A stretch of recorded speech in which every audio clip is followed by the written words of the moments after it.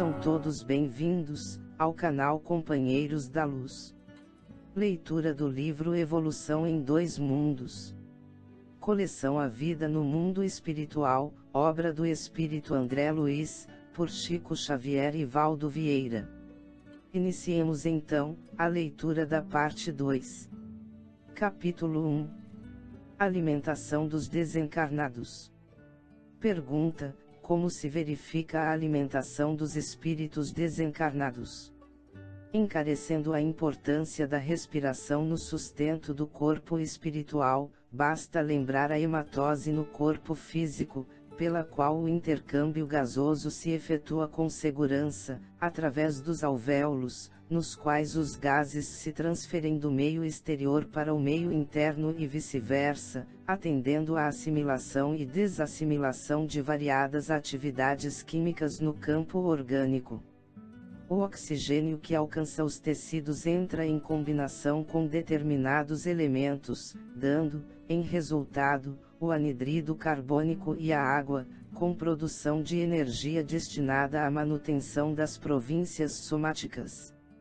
Estudando a respiração celular, encontraremos, junto aos próprios arraiais da ciência humana, problemas somente equacionáveis com a ingerência automática do corpo espiritual nas funções do veículo físico, porque os fenômenos que lhe são consequentes se graduam em tantas fases diversas que o fisiologista, sem noções do espírito, abordá-los-á sempre com a perplexidade de quem atinge o insolúvel. Sabemos que para a subsistência do corpo físico é imprescindível a constante permuta de substâncias, com incessante transformação de energia. Substância e energia se conjugam para fornecer ao carro fisiológico os recursos necessários ao crescimento ou à reparação do contínuo desgaste, produzindo a força indispensável à existência e os recursos reguladores do metabolismo. O alimento comum ao corpo carnal experimenta, de início, a digestão, pela qual os elementos coloidais indifusíveis se transubstanciam em elementos cristalóides difusíveis, convertendo-se ainda as matérias complexas em matérias mais simples, acessíveis à absorção, a que se sucede a circulação dos valores nutrientes, suscetíveis de aproveitamento pelos tecidos, seja em regime de aplicação imediata, seja no de reserva, destinando-se os resíduos à expulsão natural. A ciência terrena não desconhece que o metabolismo guarda a tendência de manter-se em estabilidade constante, tanto assim que, reconhecidamente, a despesa de oxigênio e o teor de glicemia em jejum revelam quase nenhuma diferença de dia para dia.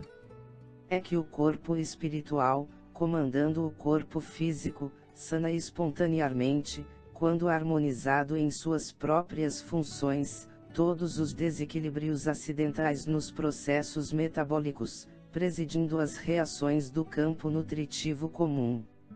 Não ignoramos, desse modo, que desde a experiência carnal o homem se alimenta muito mais pela respiração, colhendo o alimento de volume simplesmente como recurso complementar de fornecimento plástico e energético, para o setor das calorias necessárias à massa corpórea e à distribuição dos potenciais de força nos variados departamentos orgânicos.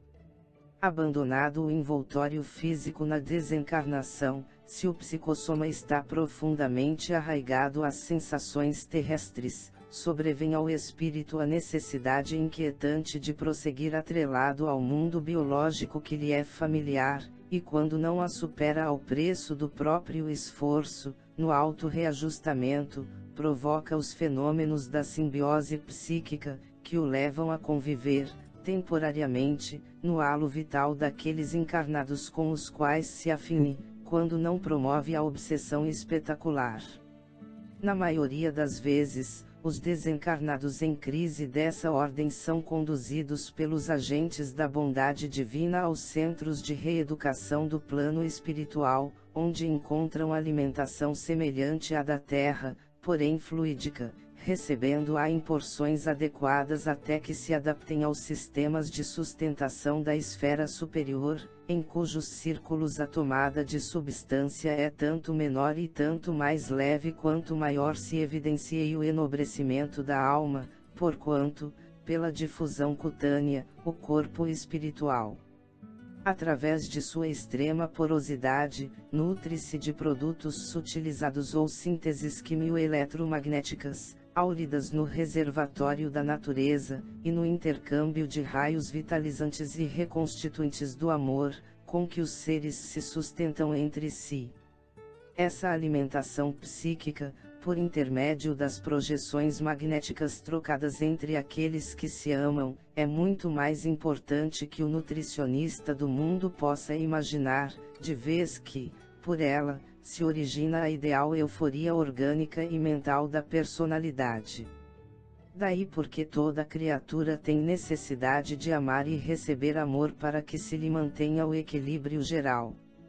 De qualquer modo, porém, o corpo espiritual com alguma provisão de substância específica ou simplesmente sem ela, quando já consiga valer-se apenas da difusão cutânea para refazer seus potenciais energéticos, conta com os processos da assimilação e da desassimilação dos recursos que lhe são peculiares, não prescindindo do trabalho de exsudação dos resíduos, pela epiderme ou pelos emunctórios normais, compreendendo-se, no entanto, que pela harmonia de nível, nas operações nutritivas e pela essencialização dos elementos absorvidos, não existem para o veículo psicossomático determinados excessos e inconveniências dos sólidos e líquidos da excreta comum.